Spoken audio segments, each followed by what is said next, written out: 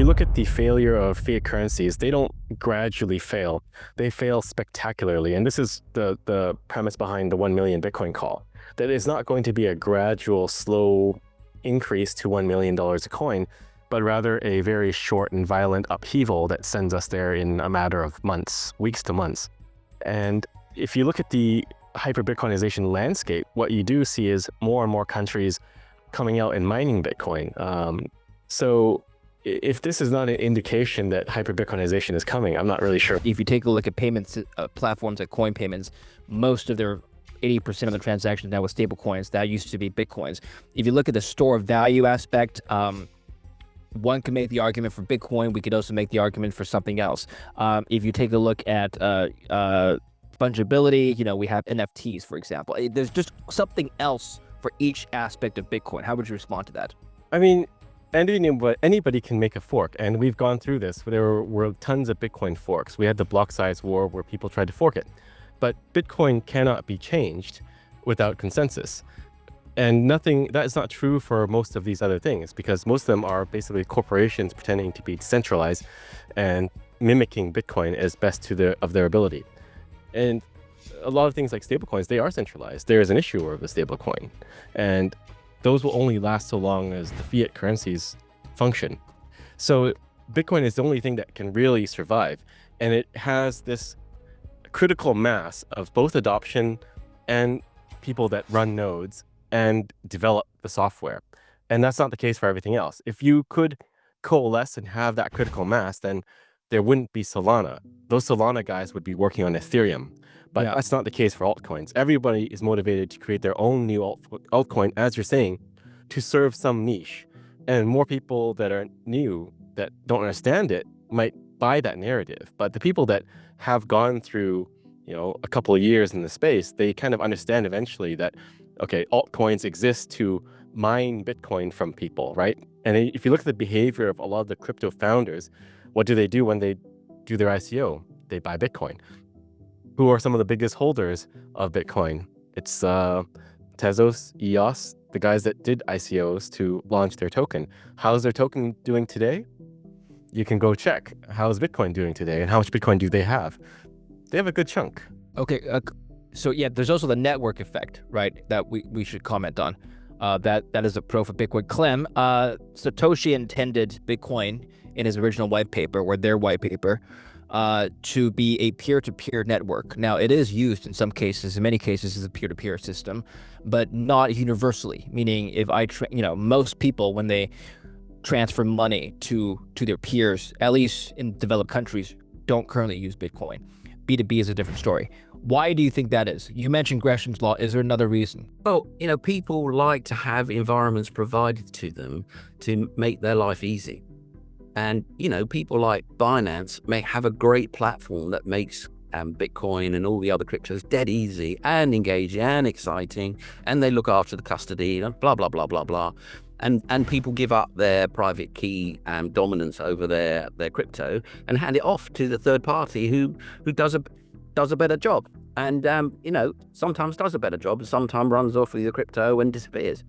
So, it's kind of natural that people like to have layers of intermediates to actually take away the bind and the difficulty of dealing with crypto that most people find, a very steep learning curve. So that's a natural thing to happen. And I love crypto, but there's some serious flaws. And Bitcoin is the best because it's got the best meme, it's got the best brand. It hasn't got people fiddling with it and getting up to monkey business like a load of proof of stake coins do. The proof of work is a definite benefit for it, and that's why it is the 800-pound gorilla in the sphere. My only disagreement is this idea that somehow is all the euro's going to vanish and the yen's going to vanish and the dollar's going to vanish and it's just going to be Bitcoin and it's going to be $1 billion a coin and buy it now and in 30 years time you'll be the richest person in the crematorium. I don't agree. It's just another asset. Yeah. Well, let me ask you the same question I asked Samson. Would you buy a house using Bitcoin? If I were to sell you a house, you exchange Bitcoins. Sure. Bitcoin is denominated in dollars. dollars are not denominated in Bitcoin. This is probably where I differ from Samson. So And, by definition, what you're saying is there's a hard asset, in this case, real estate, we're using real estate, that theoretically has better value long-term than Bitcoin. Otherwise, you wouldn't sell your Bitcoin for this pound. most billionaires in this world have made their billions out of real estate. So, why would you fight it? Closing thoughts. So, Samson, reiterate one more time your outlook for Bitcoin for 2025. I think there are going to be big moves this year. I think 2025, we could see 1 million per coin. And I still think that you should just buy it regardless of the price. There is no need to wait for a pullback. You can DCA, and I think Clem agrees, DCA is good, but if you can lump sum buy. If it's good enough for Sailor as a strategy, then it's good enough for your average Joe. Clem, your 2025 outlook for Bitcoin. Well, I like to buy assets when they're cheap, and I like to sell them when they're expensive. And Bitcoin ain't cheap anymore. It was at 25, 20, 18, or wherever it got down to. And I was saying to people, "Ooh, Bitcoin, oh yeah, now you need to buy that." And now it's up here at 100,000. I'm going, maybe 20% upside. And That's I was fair. saying that MicroStrategy was a bit expensive. I think 19% higher than it is now. So, it's not cheap anymore. You'd be lucky if it went another 20, 25%. And it will be not unlucky if you're looking at 40, 50,000 sometime this year. Just one follow-up, Clem. How do you know it's not cheap anymore? You mentioned 25,000. At one point, 25,000 was a lot of money for Bitcoin, right? And back in 2021, if it had gone to 2017 rather, if it had surpassed 20,000, that would have been probably considered expensive at the time. So just how do you, what metrics do you look at to determine whether or not it's cheap or expensive at any given time? Well, I think as the supply halves, so the price should double, unless something systemic occurs. And, Samson would say the systemic thing is the move into the mainstream. And I would say that's probably not a good thing. Because I think when you move into the mainstream, you attract a whole new level of caliber of predator.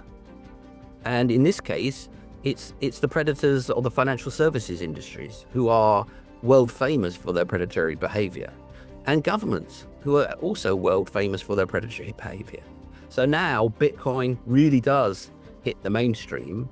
It really does get into the big game where they're up against the big power. And I don't think, it will be good for crypto at that stage, because governments are in charge. And I'm not an anarchist, so I don't think that Bitcoin is the antidote to big government. I don't think that's the way that it works. I think what happens is private sector money appears because there's mismanagement by government. And then when the government catches up with its appearance, they snuff it out. And I think you'll be seeing, similar sort of occurrence with Bitcoin. Or this next cycle, there is a risk of it being seriously damaged by its entry into the mainstream and the environment that will create for it. And you've seen it as a asset go from uncorrelated to correlated now. So that should be telling you something. Now that Bitcoin is starting to be correlated with everything else, it's becoming like everything else, isn't it? And that isn't the dream, is it? Okay, Samson, I'll let you respond to that and we can close it off here. Yeah, well, there's elements there I agree with. We do need to be cautious that Bitcoin is at risk when it enters the mainstream. Like entities like BlackRock that have outsized power in the world and financial power, they can potentially push for changes to Bitcoin, and we need to be ready for those attacks. And I think this is why people need to study Bitcoin, run a node, study the block size wars, and realize that the power does not lie with big players and these big predators, but rather with the individual, the guy running a node at home. And this is what makes Bitcoin peer-to-peer cash, that you run your own node and you're sovereign. You have your own Bitcoin yourself, not stored with Coinbase and not wrapped up in ETF somewhere. But I think there is a place for it in the mainstream, because maybe you don't want to get hacked by North Korea, so you buy the ETF and then it's safe. But there is a cost to that. First of all, you have to pay, some basis points to BlackRock or whichever ETF fund. But in the event that there is a 6102 executive order seizing Bitcoin, your stuff is gone at that point. So study Bitcoin, learn how to custody yourself and secure it yourself. It's not really hard. You can buy a Blockstream Jade Plus or any hardware wallet, a cold card, and keep your Bitcoin yourself. Okay, great. Thank you very much, gentlemen. Good talk.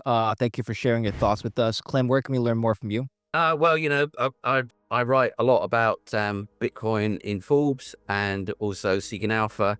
And I've got to say, I called it up and now I'm calling it down. I'm not just one of these people that calls everything down all the time, or for that matter, calls it up indefinitely. So, as I say, I like to buy things when they're cheap and I like to sell them when they're not cheap. And Bitcoin in my book is not cheap anymore. I would say Bitcoin is undervalued even at 100,000. My thinking is we should have probably been at 200 by now.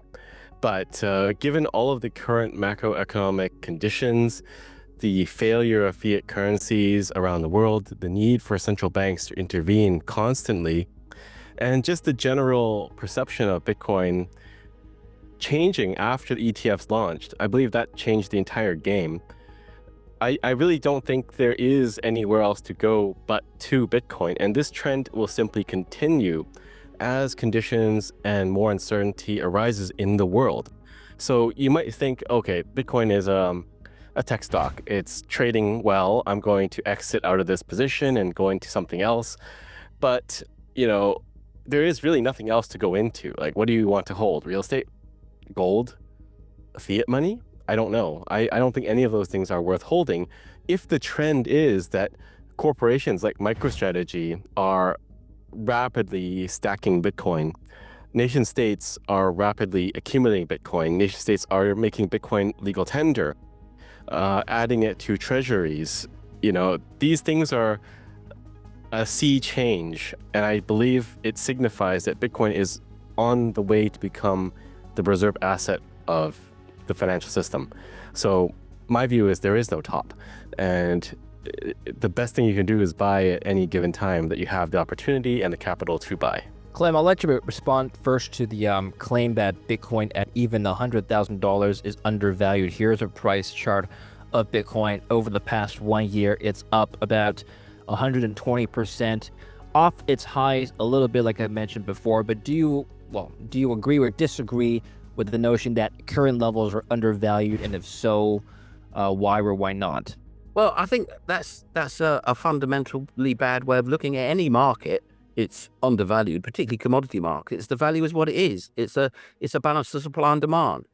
And the price is right now. Might change. It might go up. It might go down. That's what we call what feature will add to an asset's value. Now, there's always a call at the top of a market for the asset to go way, way further. And that's where I believe we are. I think, we could get to 120. It's not all over yet, but the big rise is over in this cycle. Now, I believe that if you want to say that Bitcoin is going to get to $1 million a coin, you could be right, but you have to wait 12 years.